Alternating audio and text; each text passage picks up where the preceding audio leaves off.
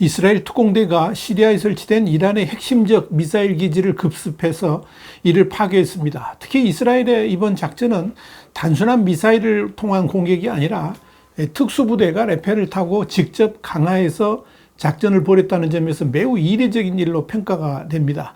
이런 가운데 이스라엘군은 가자 지구의 지하 터널을 대부분 파괴했다는 사실이 확인되었고, 또 중동 전쟁 격화를 우려해서 증파했던 미국의 항공모함 루즈벨트가 본국으로 귀환 중인 것으로 알려졌습니다. 지금 중동 상황을 와이타임스가 짚어봤습니다. 지금 시작합니다.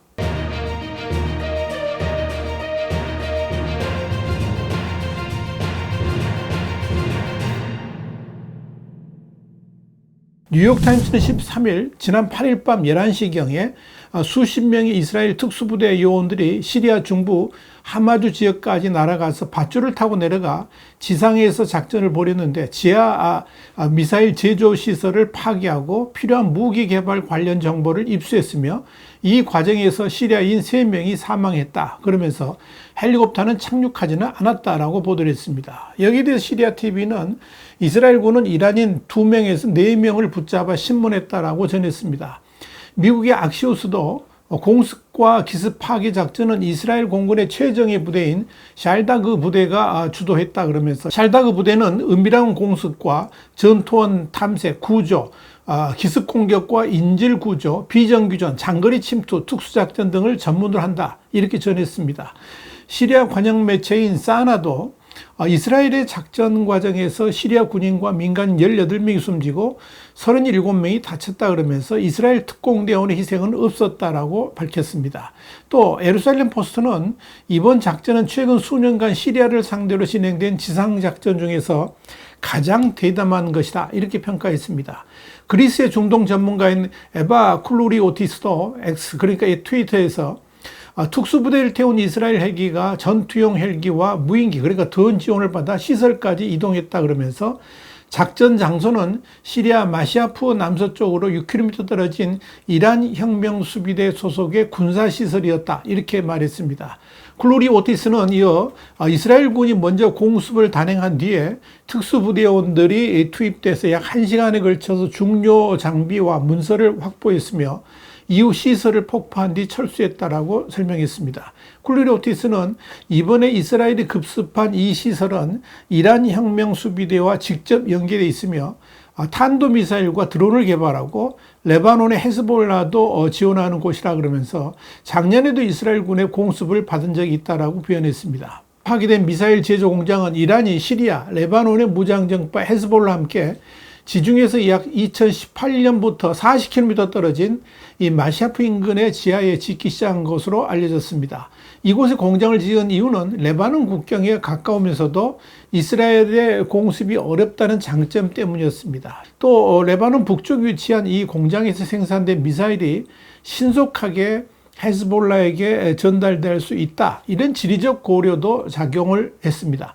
특히 눈여겨볼 것은 이곳이 헤즈볼라에게 제공되는 탄도 크루즈 미사일, 주변의 산소를 이용해서 고온의 폭발을 일으키는 열 압력탄, 또 급조 폭발물 등을 제조하면서 시리아에 설치된 이란의 가장 핵심적인 미사일 제조 공장으로 알려져 있다는 점입니다.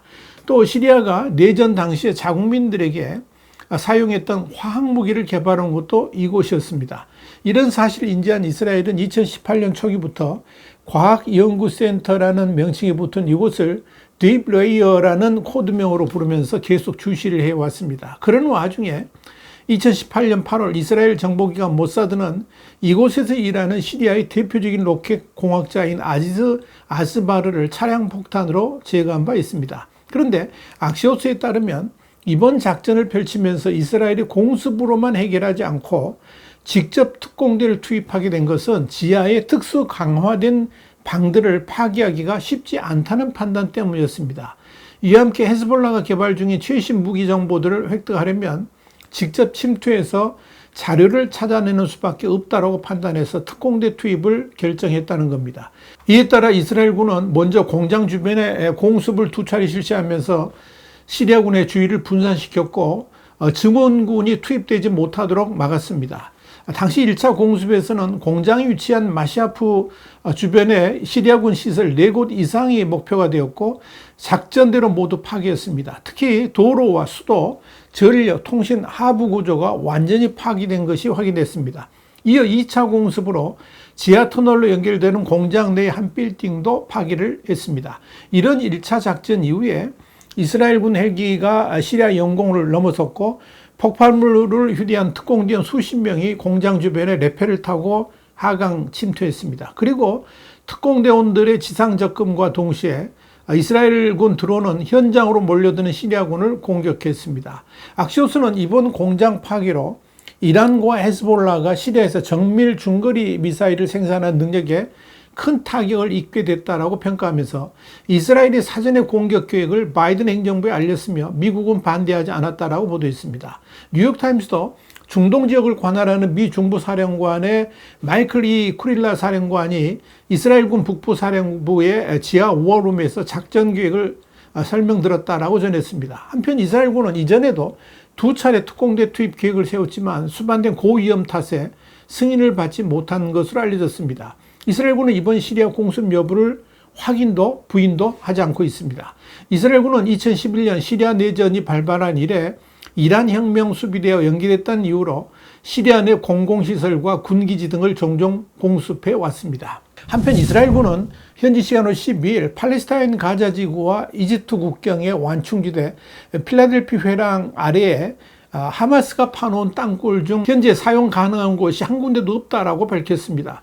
타임스 오브 이스라엘은 이날 이스라엘군 162사단장 이트지크 코엔 준장에 따르면 이스라엘군 그러니까 IDF 공병대가 현재까지 이집트 접경 라파에서 하마스가 뚫어놓은 터널 총 203개를 찾았다 그러면서 이들 대부분을 파괴했으며 파괴한 터널 길이를 모두 더하면 13km에 이른다라고 보도했습니다.